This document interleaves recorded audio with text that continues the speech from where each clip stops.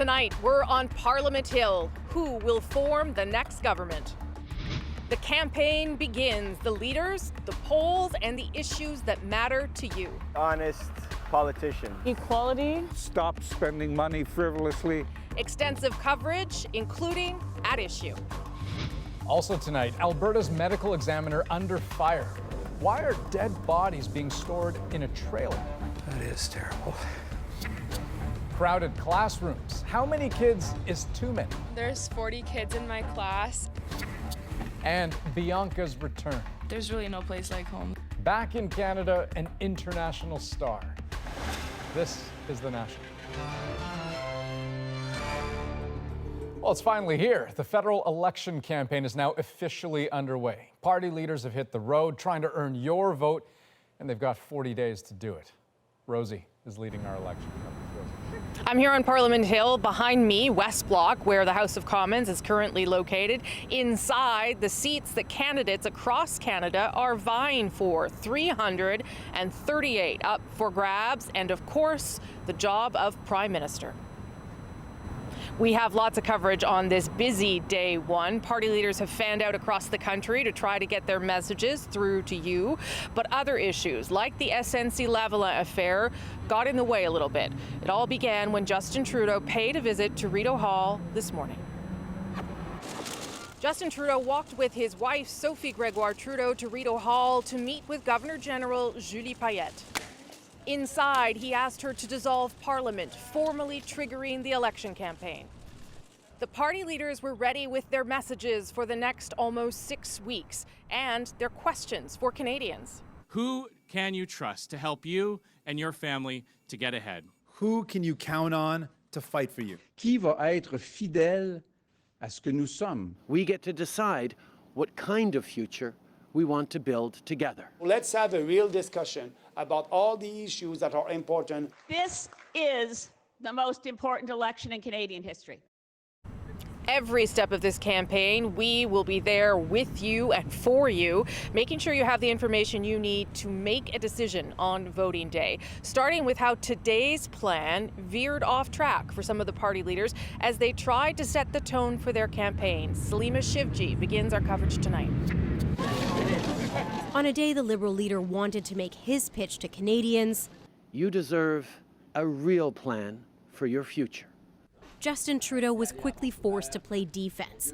With the SNC-Lavalin affair back in the headlines, a report in the Globe and Mail that the RCMP, in asking more questions into possible charges, has been blocked by cabinet confidence. Trudeau kept his answers short. We gave out the largest and most expansive waiver of cabinet confidence in Canada's history. And late tonight, another report that RCMP investigators met with former Justice Minister Jody Wilson-Raybould just yesterday.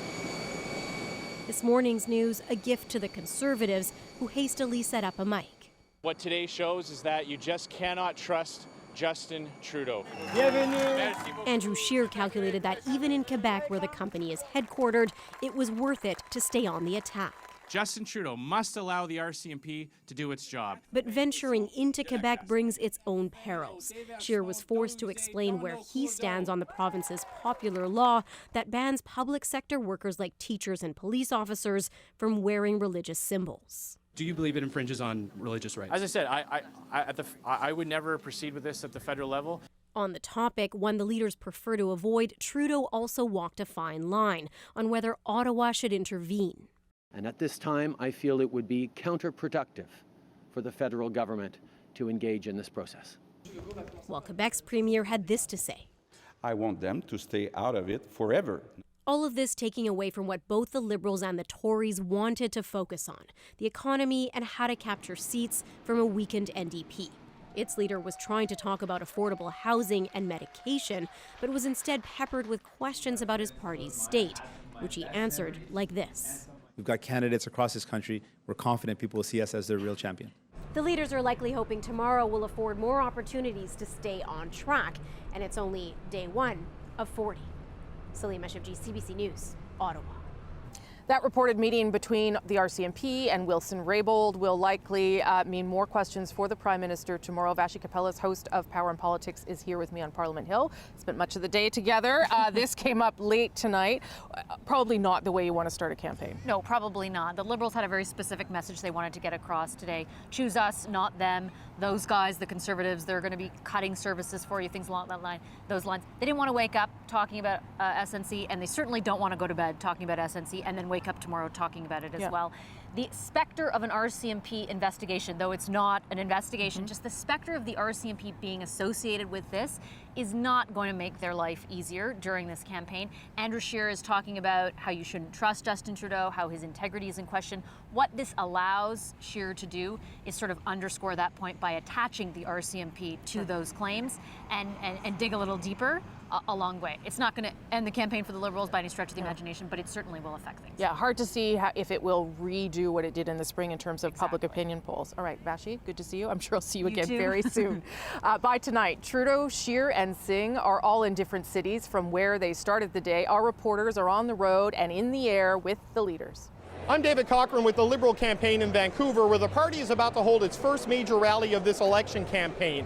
British Columbia is an important province for the Liberals' electoral hopes. It is one of the most important yet unpredictable battlegrounds in this election. The first candidate rally is in an NDP-held seat, and that gives you a clue to what the Liberal strategy is here. They think in British Columbia their best chance of gaining is at the NDP's expense, so expect to see Justin Trudeau in the opening days of this campaign be a frequent visitor to NDP-held ridings. I'm Katie Simpson in Vaughan, Ontario, just north of Toronto. Andrew Scheer is spending time here because this is a middle-class suburban community where the cost of living is shooting up. Scheer thinks that his message, that a Conservative government will leave more money in your pocket, will resonate with voters who live in communities just like this. Strategically, Scheer needs to pick up seats in this vote-rich part of the province if he's going to have any shot at winning a majority government. And that same strategy is why Scheer started today in Quebec. He's going on the offensive, trying to make big gains in both provinces in the hopes of taking Justin Trudeau's job. I'm Hannah Thibodeau in Mississauga, Ontario, that's near Toronto, where NDP leader Jagmeet Singh is now hunkering down for debate prep. While the other leaders are flying about, Singh started his bus tour in London, Ontario. The NDP's limited war chest will keep Singh's team on the ground for the first couple of weeks with only one official campaign bus, and the plane will only take off towards the end of the campaign. The party is struggling to get a full slate of candidates with over 100 still to be nominated. But Singh says he can show Canadians he is the viable alternative to the front runners, the Liberals and the Conservatives. Many polls suggest he is in a tight race for third place, with Elizabeth May's Green Party nipping at the NDP's heels. And the Greens are hoping to capitalize on those strong numbers in public opinion polls. May kicked off her campaign in Victoria today, arguing that the status quo hurts efforts to fight climate change.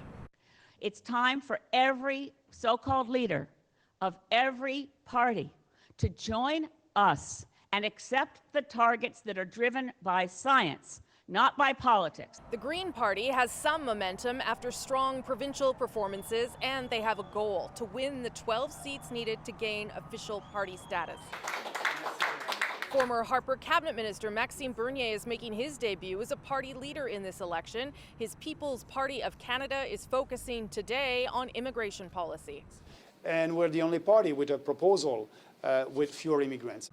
And Yves-François Blanchet launched the Bloc Québécois campaign in Quebec City. The party is looking to bounce back after failing to win official party status in the last 2 elections. So on this day 1 of the campaign, where do the parties stand? Eric Grenier is CBC's poll analyst. Eric, for two parties, this race has started off in a very, very tight, very close way. Yeah, pretty much as tight as it can get. Let's look at those numbers nationwide in the poll tracker. We have the Liberals and the Conservatives tied at 34% apiece. We have the New Democrats. They're trailing right now in third at 13%. Not too far behind is the Greens at just 11%, the Bloc Québécois at 4%, about 19% in Quebec, and 3% for the People's Party. So a very close race on day 1 of the campaign for first place, and also a close race for third. Okay, obviously though, those numbers don't always translate into seat numbers because it does depend on where you have that support. What are the polls projecting there?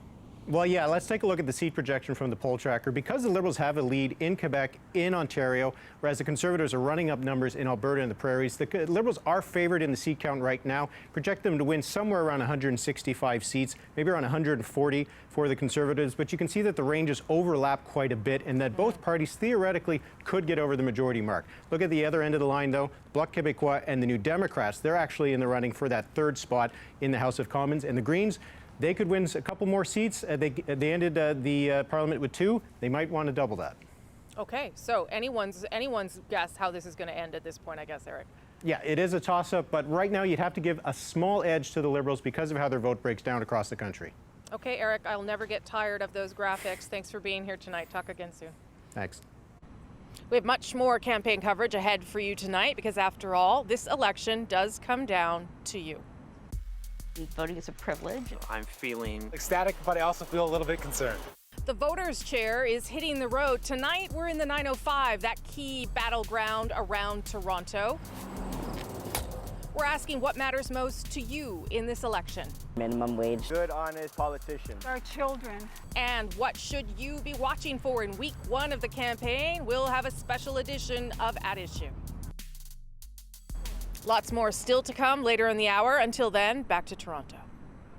Well, let's go now to an exclusive story. Alberta's Justice Department launched an investigation today after CBC News exposed how bodies of the deceased are being treated in Edmonton. Charles Rusnell begins our story with the disturbing video that made the government act. 17 bodies sheathed in white bags line the floor of a refrigerated semi-trailer parked near a busy Edmonton street. As our camera rolls, a funeral home employee drags one of the bodies along the floor, then tugs it to a waiting gurney. That is terrible. This professor studies death and dying. This treatment of bodies, he says, is in sharp contrast to what he witnessed over the years as he took students on tours of the medical examiner's office. So this is unconscionable. As I say, it suggests that the office is underfunded and understaffed because there is a long history of a culture of care, as I've emphasized, and there's no reason for that to be compromised. CBC News has learned the medical examiner's office took the unusual step of renting the trailer because it ran out of space. Internal emails show staff raised concerns with the chief medical examiner, Dr. Elizabeth Brooks Lim. Last week, an employee told her, "I feel that this might not be something that families will find acceptable. How do I approach this when speaking to families?" She responded, "The floor is clean, the bodies will be in body bags, and the families do not need to be informed of the storage procedures." Late today, Alberta Justice said, "First and foremost, we extend our apologies to all families who entrust their loved ones to us." A contingency plan was implemented late last week to manage an unusually high number of new death cases. The department said steps are being taken to ensure dignity and respect, but the opposition NDP said more needs to be done. Who authorized this decision? Why did they not listen to the concerns that were raised by staff in the office who identified that this would be something that would be considered a real indignity by families and other people involved in the system? Shepherd also called on the government of Premier Jason Kenney to, if necessary, increase funding to ensure the dead in Alberta are never again treated this way. Charles Rusnell, CBC News, Edmonton. A Quebec judge has struck down part of the laws that govern assisted dying because they're too restrictive. As Alison Northcott tells us, the impact could be felt across the country. Simple things like moving around her apartment or taking a single breath have become so difficult for Nicole Gladue. I'm trying to live without hope, but at the same time, trying to avoid the desperation. Gladue is one of the plaintiffs who challenged the Quebec and Canadian laws on medical assistance in dying. She has post-polio syndrome and scoliosis. In an interview last month, she said she didn't qualify for an assisted death because her natural death is not reasonably foreseeable, as the federal law stipulates. This is undefinable. Today's ruling found parts of both laws are unconstitutional, that requiring a person be near the end of their life violates the plaintiff's rights to liberty and security. The judge suspended her ruling for 6 months to give the governments time to change their laws. This is a hike we went on. Heather Ross's husband died in 2017. He had a severe form of Parkinson's, but had to fight to access medical aid in dying because his death wasn't imminent. I'm grateful, I'm thankful, and I know my husband would be. He had asked me before he died to try and advocate, to try and change the law so that people don't suffer as much as he did. The plaintiffs in this case didn't comment today, but their lawyer did. They will see an end to their suffering. It is a new hope. Others hope the governments appeal the ruling. The whole purpose of the Quebec law and the federal law was to try and help people who are near death to have an easier death, not to have a death which would come at a very premature time. Both governments say they will review the decision. For now, the ruling gives Jean Touchant and Nicole Gladu an exemption so they can apply for assisted deaths immediately. Alison Northcott, CBC News, Montreal. And do stick around. We're back in 2 minutes with Ian and developing news, plus a tight squeeze in Ontario classrooms. Why students are concerned, it's a sign of what's to come. And later, she's back. Bianca Andreescu returns to Canada, and apparently she's texting with Drake.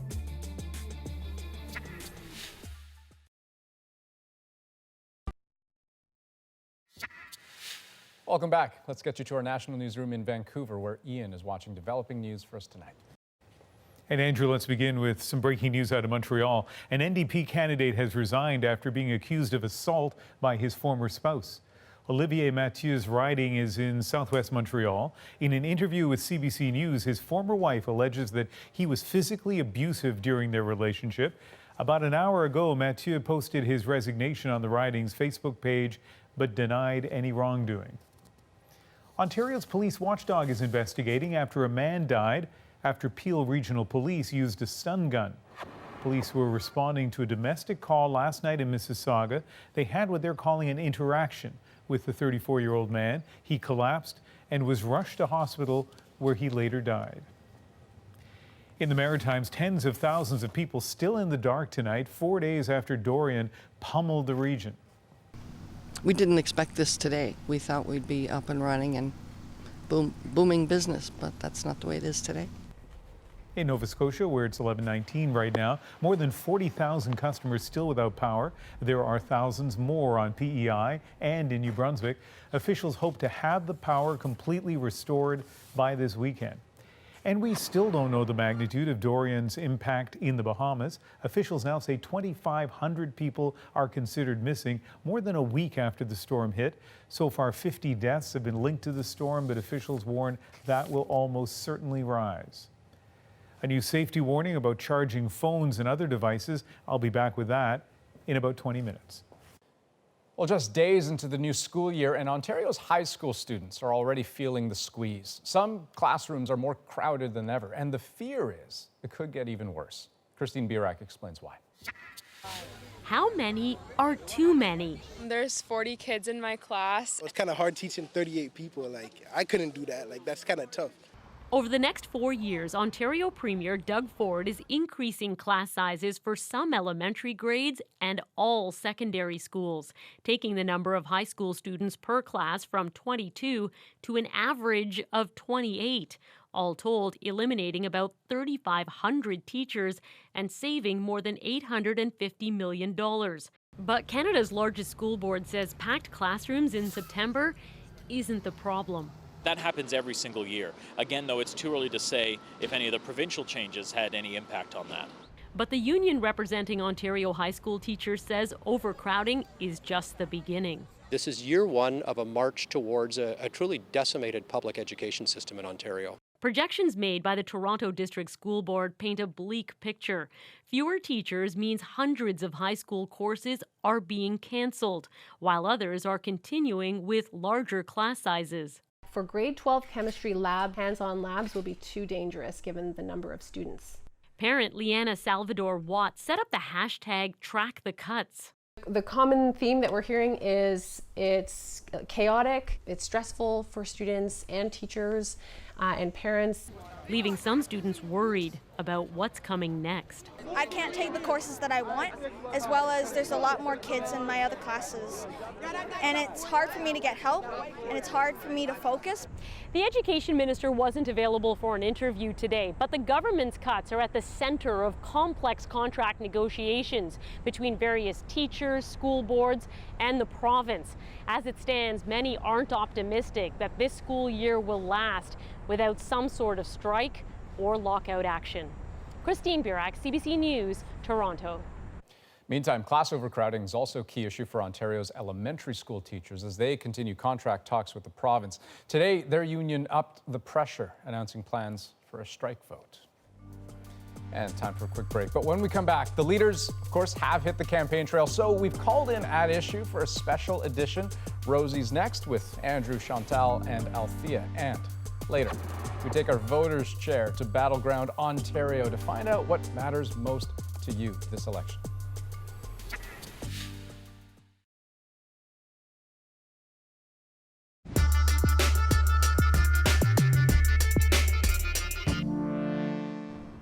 Day one of the 2019 federal election campaign already coming to a close, and already some big issues have made their way to the top of the agenda. So who better to unpack the beginning of a 40-day stretch than At Issue? You're going to see them a lot. Chantal Hébert is in Montreal, Andrew Coyne is in Toronto, and Althea Raj is in Ottawa tonight. Let's start with some of the issues that dominated day one. Because of the Globe and Mail story about the RCMP looking into doing further talks or interviews with some of the people involved in the SNC-Lavalin affair. Let me show you a little bit of how Justin Trudeau responded to those questions today. We gave out the largest and most expansive waiver of cabinet confidence in Canada's history. That was all he said in response to a question about the waiver that he gave lifting cabinet confidentiality. Here's what Andrew Scheer had to say early this morning. He has looked Canadians in the eye and said things that he knew was not true, and we made the case that he has lost the moral authority to govern. This happens as the Globe and Mail reports that Jody Wilson-Raybould was interviewed by the RCMP just yesterday. Chantal, what do we make of the fact that this is just back in the headlines, that this is where we are starting day one of the campaign? I think it forced everyone, but especially the Conservatives and the Liberals, off script in the sense that this isn't what they had prepared for. I don't believe the Conservatives plan to spend the bulk of any part of today on SNC-Lavalin because they felt that they had pushed that envelope as far as it could go. I still believe that that is the case, except that events do what they do. And I think for both of them, especially Mr. Trudeau, who wanted a clean lunch and didn't get it out of it, it's a wasted campaign day. And it's probably telling, Andrew, that I mean, part of the way Justin Trudeau was trying to shut it down was keeping those answers to a sentence when he was asked any question, in hopes that that would be the end of it. And presumably it would have, had we not been told this information by the Globe tonight. Well, he never looks good when he's discussing this issue for whatever reason. And when you retreat into canned talking points and not particularly convincing ones, i.e., the clerk of the Privy Council made the decision when it is absolutely up to the Prime Minister if he chooses to waive that confidentiality requirement. When you've got the RCMP involved, I think we're in a little bit different situation than we might have been previously. If the RCMP is involved, it's because at least they think there's at least a possibility that a crime was committed. If there's a possibility that a crime was committed, surely to God, we would want to have all of the evidence available to the RCMP. Maybe it's exonerating everybody involved, but we would want to have all of the evidence involved. So the question now becomes, why on earth won't he allow that confidentiality requirement to be waived? And I don't think that issue is going to go away anytime soon, actually. No, but it's unclear to me still at the end of this day, Althea, who it has to be waived for. Who it doesn't apply to, what more we need to understand. I mean, I have questions after today about how that applies, you know, and maybe I won't get the answers to those questions, but how do you think the day unfolded?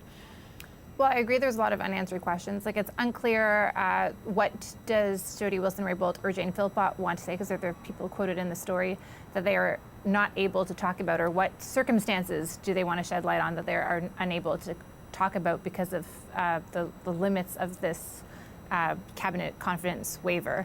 That being said, I agree with Chantal. This completely thwarted both of the Conservatives and the Liberals' campaigns on day one. The Prime Minister is in British Columbia this evening. He's going to be in Victoria tomorrow, holding a media availability. Probably the reporters there will not be asking about the policy announcements that the Liberals want to make. They will be asking about Jody Wilson-Raybould, whose writing is just, across the water in Vancouver, Grenville, about what she has just said to the Globe. And so that will, again, mean that the Prime Minister is answering questions on things that he really is trying to, with his short answers, starve them of oxygen. Yeah. And if we'll recall, like, when the Conservatives back in the spring started peaking, it was because of the SNC-Lavalin affair. And that's clearly where the Tories want to go. But it's interesting that, Trois-Rivières was probably not the place that they wanted to have this conversation today for the Tories. I'm not convinced. Chantal wants back in, then Andrew. I am not convinced at all that that is where the Conservatives either want to go or should go. Because if they were going to be able to grab back that peak moment that they had in the spring, it would have happened, or at least some form of it, when the Ethics Commissioner reported. I would also caution, and I guess the RCMP would caution itself about going about the crime thing, having watched the kind of catastrophe that the RCMP ran itself into with the Mike Duffy affair. Where big words were also used only for egg to be on the face of the police. So yes, we can have this. I know that there are people in Ottawa who are saying, well, this is, becoming a conversation amongst people who are into this story. It could be that both the Liberals but also the Conservatives will be testing the patience of voters.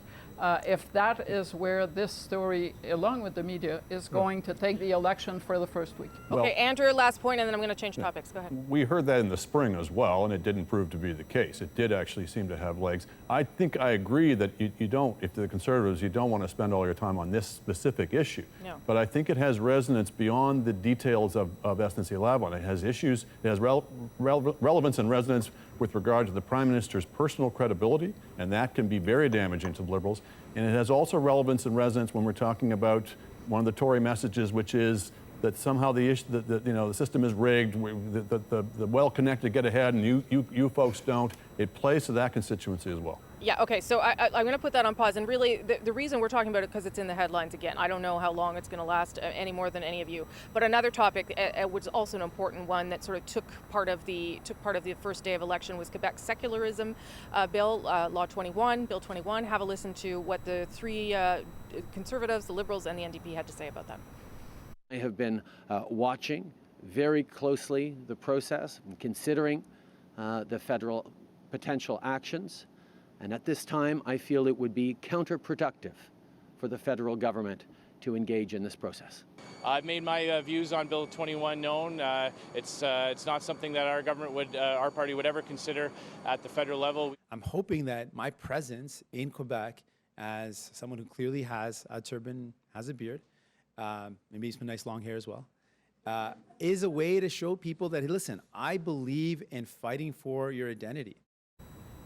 So later today, the Quebec Premier Legault, called on all federal leaders to promise that they wouldn't be involved in any legal challenges. I'll start with you on this, Althea. Do you think that this is an issue that does have legs that we will keep talking about through the campaign? Absolutely. I think this has the potential of being the niqab issue that we had in the 2015 campaign, whereas parties are forced, like I'm sure all the party leaders are going to be asked for their position, whether they would if they would leave the door open to appealing this, or if they would firmly shut it down, which we had previously heard from the Tories. I don't know if they still have that position or not, where sometimes the leader's position, you think you might know it in Quebec or in the rest of the country, and then you realize that the position is perhaps not not what you thought. We saw that with Mr. Mulcair and the NDP candidates that were not singing from the same songbook, and that really hurt the NDP in 2015. I think that has the potential of hurting the Conservatives. Less so the NDP, but a big boost to the Bloc, which really believes that Ottawa should butt out. And the Prime Minister left the door open, which was smart tactically, I think. I don't disagree that the Liberals' take on this today was probably the right place to be nationwide, but it's not necessarily a great day when you draw François Legault out to ask you to cease and desist on the first day of the campaign. Now, that being said, what Andrew Scheer did say in his news conference in response to questions that the Conservative government would not participate in the challenge of Bill 21. And Jagmeet Singh has insisted that he dislikes the bill intensely, and you heard what he had to say, but that he believed that it was the prerogative of the National Assembly. So far, it looks like the only one who has left the door open to participating eventually in a court case is Justin Trudeau. And Andrew, does he have any choice but to leave the door open, given how he has presented himself on these issues in the past? Yeah, I mean, I'm grading on a curve here, but he was by far the best response among the party leaders. It is to their collective shame that they have not been stronger on this. This is a real challenge to, I think, our moral identity as a people in Canada, that if we're going to sit by and simply say it's none of our affair, if any province decides they're going to essentially segregate their public service by religion, and let's be frank, also effectively by race, that is not something that we should really be tolerating as a country. Now, I grant that all of the leaders are tiptoeing around this because they want to win seats in Quebec and because it is popular in the province. But amongst them, at least the Prime Minister was willing to say, leave open the possibility of a federal intervention in this, and that was certainly better than nothing. Okay, I'm going to leave with one thought from you all. I don't know if long, but whether there was something that surprised you today or something that you said to yourself, okay, well, I'm going to watch that closely. This is going to shape the next 40 days. Maybe it's this thing we talked about. Maybe it's not. Althea. I thought that the Green campaign would be perhaps a little bit more professional off the top. They had their own curveball with comments from Pierre Nantel about whether or not he's a separatist and whether or not the the Green Party makes room for a separatist member of Parliament. And Ms. May's answer on that question was a bit wishy-washy and didn't align with what the party had said the day before. So, yeah. Andrew? I was struck by how weak both Trudeau's and Scheer's response to the Globe story on SNC-Lavalin was. Granted, it came out last night, but that gave them several hours to prepare. And neither of them, I think, were particularly strong or impressive in their responses to it. Chantal? I thought that the NDP launch was on point and probably more of the kind of discourse that people would have expected from the Greens, the Conservatives, and the Liberals, who I thought wasted their launch. And looking at it from this province, I think the Bloc Québécois, not only by its own devices, but because of the others, had a great day. Thank you all, and I'll see you back here tomorrow night. Thank you. Before we go, be sure to subscribe to At Issue. Chantal has to come back. To At Issue, the podcast edition. Look for it on iTunes, any major podcast app, our website, cbcnews.ca/thenational. Also, every Thursday, you can check out Party Lines. It's the new CBC podcast featuring Elamin Abdelmahmoud and myself. We got a new episode out. We recorded today. It drops tomorrow. You don't want to miss it. And a little later this hour, we will take the voters' chair out to the 905. Lots to look forward to. And up next on The National, Bianca is back. Oh, Drake messaged me, by the way. Yeah, not a bad welcome home for a champion. That story in 2 minutes.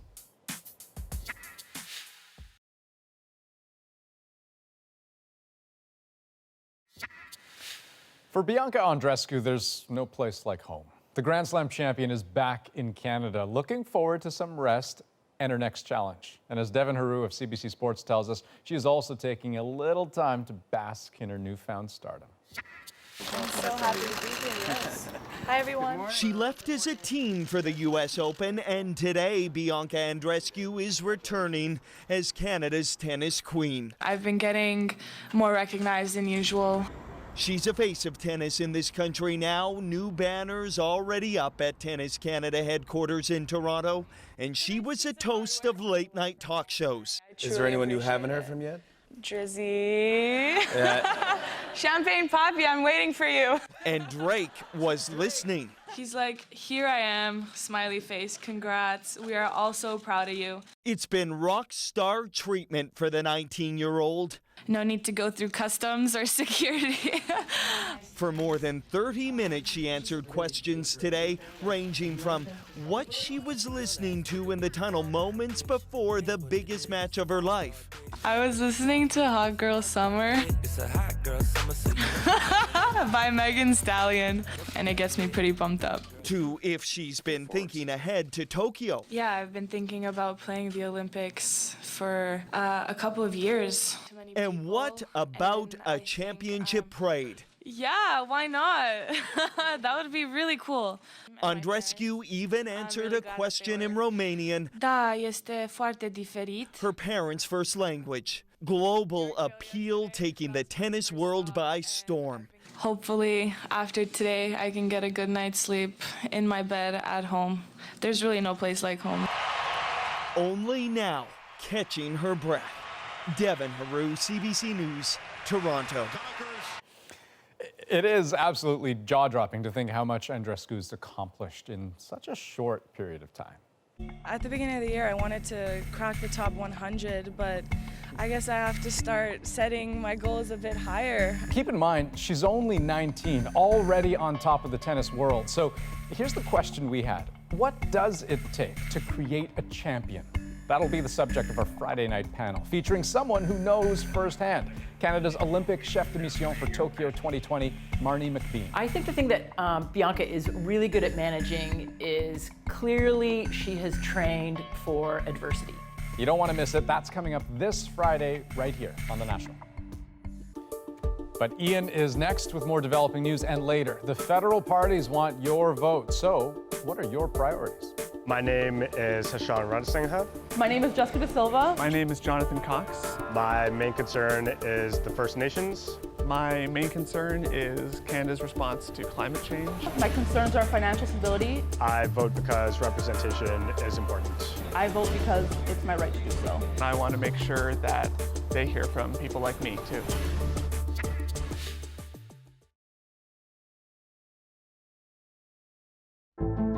I'm Jamie Poisson, and tomorrow on CBC's daily news podcast Front Burner, we talk about Margaret Atwood's brand new and much anticipated novel, The Testaments, and why this sequel to The Handmaid's Tale is so relevant in 2019. Subscribe wherever you get your podcasts. Welcome back to our national newsroom in Vancouver. Purdue Pharma has tentatively settled thousands of opioid cases, but the landmark legal issue is far from over. Roughly half of the states involved and more than 2,000 local governments have agreed to the deal. It's worth as much as $12 billion. It would have the OxyContin maker file for bankruptcy and require the Sackler family to give up ownership. But there are many states that are not close to reaching an agreement. The U.S. Coast Guard has issued a warning about charging lithium batteries following last week's deadly fire on a ship near California. The cause of the early morning blaze that killed 34 people hasn't been determined, but a document suggests the fire was possibly ignited by electronics being charged in the sleeping quarters. Officials say commercial boat operators should look to reduce potential hazards from lithium batteries, power strips, and extension cords on board. And memorials were held across the United States today, marking 18 years since the September 11th terrorist attacks.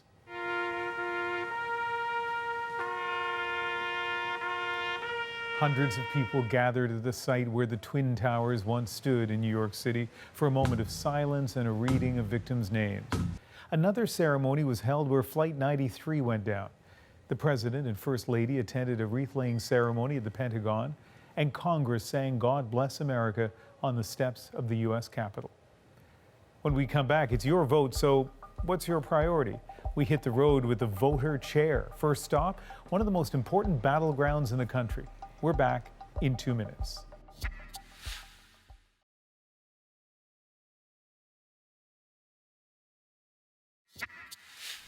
Welcome back to Parliament Hill here in the nation's capital. Isn't it beautiful? The federal election campaign is now officially underway, which means the parties have really about less than 6 weeks now to try and win your vote. And already we are hearing from Canadians from coast to coast to coast about the issues that matter most to them and their communities. I'm Jim. I live in Rosetown, Saskatchewan. I've been farming here for 34 years.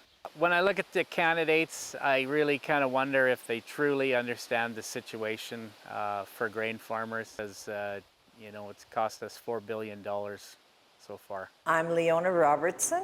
I live in Halkirk, Alberta. Our energy sector is not being utilized, and it's very hard on business. Hi, I'm Jay Bowie, and I live in Halifax. The lack of health care professionals, people have been on the wait list for almost a decade now and still don't have a family physician. My name is Dana Teja Tram. I reside in Old Crow, Yukon. Climate change is an extremely serious issue. This is the future of our country. So that's just some of you talking, but we want to hear from more of you. So over the next 40 days, we are going to take our voters' chair across the country, asking you, Canadians, to take a seat and tell us what matters to you during this election. And tonight, we are in the belt of those communities around Toronto. We've talked about them before, known as the 905 after the area code. It has a history of picking the party that wins.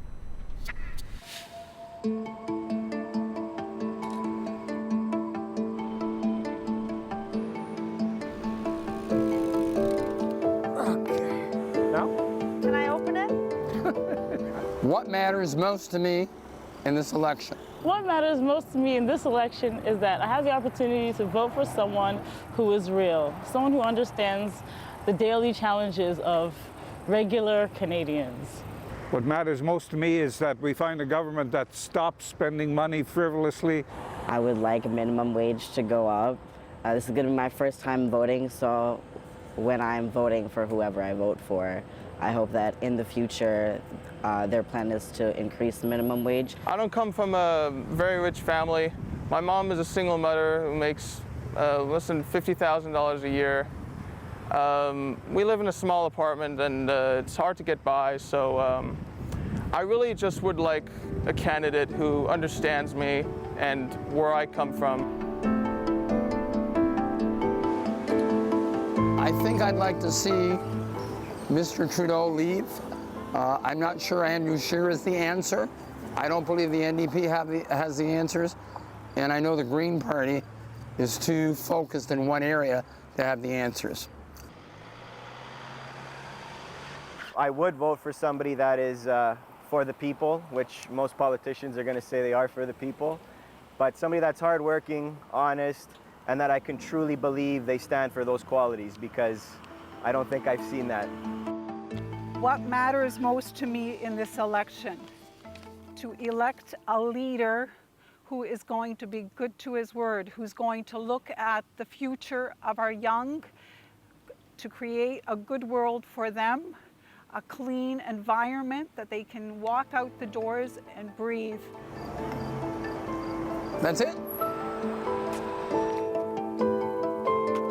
Okay, Nick, it's all yours.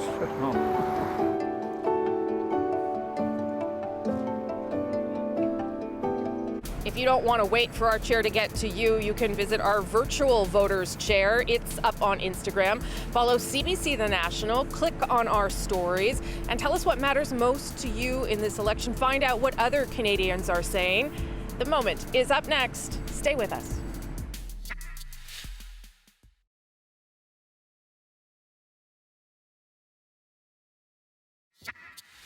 History was made last night in Manitoba when these three black MLAs won seats in the legislature.